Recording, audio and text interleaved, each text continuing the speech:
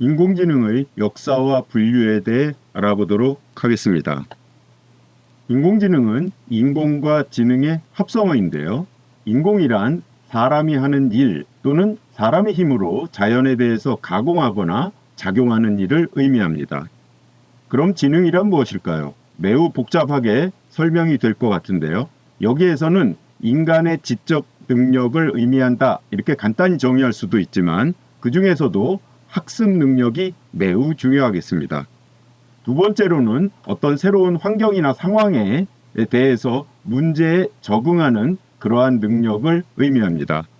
따라서 인류는 이런 식으로 지능이 계속 발달해 오면서 현대에 이르렀다고 할 수 있겠습니다. 그러면 인간 지능 말고 동물들의 지능은 어떨까요? 여기 보면 여러 동물들이 있는데요. 여러분들은 각 동물들의 지능이 얼마나 될까요? 즉 IQ가 얼마나 될까요? 한번 잠시 멈추고 생각해 볼까요? 이 중에 가장 지능이 높은 동물은 무엇일까요? 한번 맞춰보시죠. 돌고래라고 생각하십니까? 우리가 늘 가까이 하는 강아지 또는 고양이일까요? 네, 답은 이렇습니다. 여기 순서대로 그냥 나열이 된 건데요. 침팬치, 그 다음에 범고래, 그 다음에 돌고래입니다.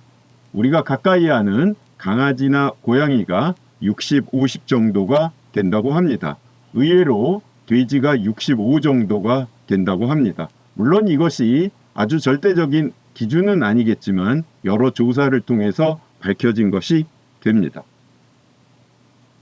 지능에는 한 가지만 있는 것이 아니라 여러 지능이 있다라는 것이 다중지능 이론인데요. 여기 보면 언어 지능이 뛰어난 사람도 있고요. 또 논리나 수학 지능이 뛰어난 사람, 또 신체 운동 지능이 뛰어난 사람, 음악 지능이 뛰어난 사람, 또는 공간 지능, 또는 자연 지능, 또는 인간 친화 지능이 있습니다. 여러분들은 어떤 지능이 자기에게 강점으로 있을까요? 모든 것을 다 잘하면 좋겠지만 각각의 우리 개인들은 타고난 그러한 지능들이 있겠습니다. 그러한 지능에 맞춰서 자기 개발을 한다면 좀 더 좋은 성과가 이루어지겠죠. 그래서 우리는 어떠한 일률적인 기준에 따라서 특히 국어, 영어, 수학 이렇게 해서 일렬로 이렇게 사람들을 줄 세우는 것이 그렇게 합리적이진 않다라는 것을 다중지능 이론을 통해서 알 수 있겠습니다. 이러한 지능을 정의를 해보면요. 공통적으로 지능은 어댑티브, 즉 적응적이죠. 또 지능은 학습 능력과 관련이 있습니다. 또한 이러한 지능은 우리가 어떠한 상황들을 효과적으로 분석하고 이해하기 위해서 앞으로 우리가 이미 이전에 겪었던 선행 지식을 활용하는 것이 매우 중요하다고 할 수 있겠습니다. 이러한 인공지능은 인간의 학습 능력, 추론 능력 또는 지각 능력을 인공적으로 구현한 컴퓨터 과학의 한 분야다 이렇게 했는데요. 이 부분이 점점 더 인공지능이 커가면서 이제 컴퓨터 과학을 벗어나서 굉장히 다양한 분야에, 즉 뇌과학이라든가 굉장히 다양한 분야가 융합된 그런 독립된 분야로 나아가고 있습니다. 인공지능을 크게 구분할 때 약인공지능, 또 강인공지능, 초인공지능 이렇게 나누는데요. 현재는 강인공지능, 즉 AGI의 형태로 계속해서 발전하고 있다고 할 수 있겠습니다. 즉 AI가 AGI, 즉 제너럴한 AI가 되는다는 것은 인간처럼 생각하고 인간이 할 수 있는 지능적인 일들을 인간처럼 하는 인공지능을 말합니다. 즉 경험 기반의 학습 능력이 매우 탁월한 그러한 인공지능이 되겠습니다. 여러분들은 요즘에 언론에서 많이 얘기하고 있는 챗GPT나 클로드 같은 이러한 인공지능을 여러분들이 사용해 보면 이러한 AGI 형태로 나아가고 있다는 것을 확인할 수 있겠습니다. 그럼 인공지능이 처음 발현된 것은 언제부터일까요? 네, 1950년도에 여기 보니까 앨런 튜링이라는 사람이 굉장히 천재적인 사람인데요. 컴퓨팅 머신 앤 인텔리전스라는 이러한 논문지에다가 Can Machine Think? 즉 기계는 생각할 수 있을까라는 논문을 기고했습니다. 이러한 기계는 생각할 수 있을까라는 어떤 화두를 이렇게 던지게 됐는데요. 이 당시에는 컴퓨터가 나오기 전이기 때문에 여기서 머신은 요즘에 생각을 하면 컴퓨터다. 즉 컴퓨터는 생각할 수 있을까라는 말로 쉽게 대체할 수 있겠습니다. 그러면 어떤 컴퓨터, 즉 기계가 생각할 수 있다라는 것의 기준은 무엇일까요? 앨런 튜링이 제안하는 방식이 튜링 이름을 따가지고 튜링 테스트라고 부릅니다. 즉 이러한 튜링 테스트를 이제 통과하면 기계가 생각하고 있다라고 할 수 있다라는 가이드라인을 제시했습니다. 이 가이드라인은 어떻게 생겼을까요? 이 가이드라인은 이런 방식이죠. 한 방에는 사람이 있고요. 다른 방에는 컴퓨터가 있습니다. 밖에 있는 사람들은 A와 B에 가지고 이렇게 채팅을 하게 되는데요. 그럴 경우에 A방과 B방 어디에 컴퓨터가 있고 어디에 사람이 있는지를 확신하지 못하면 그럴 경우에 이 B방에 있는 컴퓨터는 지능을 가졌다라고 할 수 있겠다라는 것이 앨런 튜링이 1950년에 가이드를 한 것이 되겠습니다. 지금 생각하면 크게 어려움이 없을 것 같지만 1950년에 이러한 생각을 통해서 지능을 그래도 가이드했다라는 것은 굉장히 놀라운 일이 되겠습니다. 지금은 굉장히 많은 소프트웨어들이 이런 튜링 테스트를 지금 통과해서 나와 있습니다. 그러면 인공지능의 어떤 발전 역사를 크게 보면 전체적으로 1960년 좀 전부터 50년대부터 따져본다면 1960년도에 1차 붐이 불었습니다. 인공지능이 이제 탄생이 되고 사람들에게 알려지면서 드디어 인간과 유사한 생각을 할 수 있는 기계가 나왔다라고 해서 굉장한 붐이 있었습니다. 그렇지만 곧 굉장히 많은 부분에서 우리가 원하는 목표를 달성하지 못한다는 것을 알면서 인공지능이 어렵다 또는 되지 않는다라고 해서 이렇게 인공지능이 점점 떨어졌죠. 이것을 우리는 1차 겨울이라고 부릅니다. 그러다가 인공지능을 모든 분야의 인공지능을 적용하는 것이 아니라 특정 분야의 인공지능을 접목해서 해보자라는 것이 엑스퍼트 시스템, 전문가 시스템이 되는데요. 굉장히 다양한 분야의 전문가의 어떤 지식을 이렇게 입력을 해서 그걸 가지고 전문가를 좀 대신할 수 있는 일부분에서 대신할 수 있는 이러한 시스템이 나오게 됨으로써 현장에서 좀 적용할 수 있는 AI가 됐습니다. 그렇지만 이것조차도 유지보수하는데 지식은 계속 변하니까요. 유지보수하는데 많은 비용이 들기 때문에 어려움을 겪으면서 또다시 안 된다라고 이렇게 했습니다. 이것이 인공지능의 2차 겨울이 되겠습니다. 그러다가 데이터를 기반으로 해서 규칙을 찾는 머신러닝, 즉 기계학습 방법이 뭔가 효과가 있게 됨으로써 점점 3차 붐이 일었고요. 현대에 와 있습니다.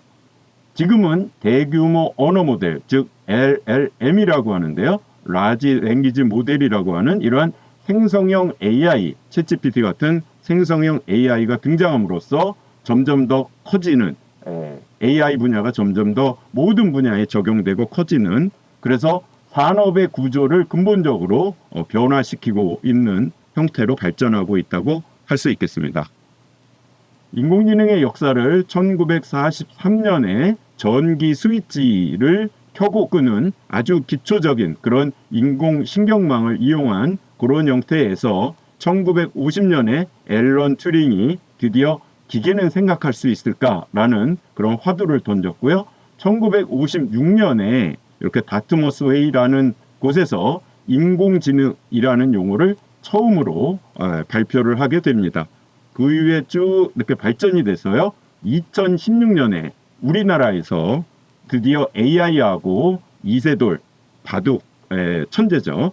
바둑 전문가하고 두었을 때 5판을 뒀는데 이세돌이 한 판이 이겨서 알파고가 4판을 이겼죠. 그래서 4대1로 했습니다. 이때 이후에는 이제는 모든 사람들과 바둑을 경쟁했을 때 인공지능이 100% 100% 이기는 그런 시대로 접어들었습니다. 인공지능을 크게 좀 분류를 해보면요. 인공지능이 전체 분야라고 한다 그러면 그중에 컴퓨터가 뭔가 데이터를 가지고 학습을 해서 지능을 만들어내는, 규칙을 만들어내는 것을 우리는 기계학습, 머신러닝이라고 합니다. 이러한 데이터를 기반으로 해서 규칙을 찾는 머신러닝에서 인간의 어떤 뉴런, 뇌세포와 비슷한 방식으로 동작을 하게 만든, 그것을 네트워크로 연결한 인공신경망 방식으로 정보를 처리하는 것을 딥러닝이라고 부릅니다. 따라서 인공지능 분야 안에 머신러닝이 있고요. 머신러닝 분야 안에 딥러닝이 포함된 이런 포함관계라고 할 수 있습니다. 근래 들어서는 이러한 딥러닝이 모든 분야에서 굉장히 탁월한 성능을 발휘하기 때문에 인공지능은 곧 딥러닝이다, 이렇게 얘기를 하고 있지만, 분명하게 인공지능 분야와 그 안에서의 머신러닝 분야, 머신러닝 안에서의 딥러닝 분야는 구별할 수 있겠습니다. 이것을 연구자적인 측면에서 보면요, 전체적으로 기호주의가 있고요, 연결주의, 통계적인 처리 방식이 있습니다. 기호주의는 우리의 지식을 기호로 나타낸다는 것입니다. 그래서 규칙을, 전문가들의 어떤 규칙을 규칙 기반으로 나타내게 되죠. 그렇게 하지 않고 우리는 뉴런으로, 즉 각각의 하나하나를 신경망처럼 구조화된 곳에서 처리할 수 있게 만드는 것이 연결주의가 되겠습니다. 근래에 보면은 인공지능 안에 기계학습, 머신러닝이 있고요. 머신러닝 안에 딥러닝이 있는데 그 사이에 신경망만을 이용하는 것을 우리는 뉴럴 네트워크, 즉 신경망이 있고요. 그 안에 이제 딥러닝이 있겠습니다. 이러한 딥러닝 기술을 이용한 것이 요즘 챗GPT 같은 곳에서 사용하고 있는 생성형 AI 분야라고 할 수가 있겠습니다. 그래서 이 구조에서는 딥러닝까지 있는데요. 이 딥러닝 안에 다시 생성형 AI가 별도의 분야처럼 이렇게 되고 있다는 것이 최신 트렌드라고 할 수 있겠습니다. 따라서 여러분들은 인공지능 안에 기계학습이 있고요. 즉 머신러닝이 있고, 머신러닝 안에 딥러닝이 있고, 딥러닝 안에 생성형 인공지능 분야가 있다, 이렇게 기억하면 되겠습니다. 일반적으로 기업이 일반적으로 생각하는 AI 모습은 데이터가 있고요. 그 데이터를 AI가 읽어서 뭔가 규칙을 찾아내고 거기서 가치를 창출한다, 이렇게 그냥 단순하게 생각하는데, 그것이 아니라 실제 모습을 보면 데이터를 우리가 취득을 해서 그 데이터를 여러 가지 방식으로 가공을 하게 됩니다. 이 부분이 굉장히 중요한데요. 이러한 가공을 통해서 AI가 사용할 수 있는 정도 수준의 데이터로 만들어서 AI에게 입력하게 되면요, AI에 보면 크게 보면 데이터 공학, 즉 데이터 엔지니어링이라는 과정이 있고요, 모델링 과정, 이렇게 크게 두 가지로 나눠지게 되는데, 그 안에서도 굉장히 복잡한 과정을 거쳐서 인공지능이 만들어지고요.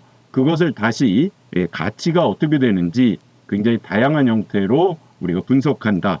즉 거기에다가 굉장히 외부적인 제약 조건들이 있죠. 기존의 어떤 시스템이 있으면 그것과 AI는 어떤 연결이 있을지, 윤리적인 문제는 어떻게 되는지, 보안 문제는 어떻게 되는지, 이렇게 굉장히 복잡한 서로 상호관계를 갖고 인공지능이 움직이고 있다. 따라서 이렇게 위에처럼 데이터가 들어오면 AI가 뭔가 판단을 하고 가치를 한다, 이렇게 단순하지 않은 굉장히 복잡한 내부적인 시스템이 있다라는 것을 우리는 이해할 수 있겠습니다. 다음에는 인공지능이 어떤 식으로 전체적으로 되는지를 살펴볼 텐데요. 다음 영상에서 살펴보도록 하겠습니다.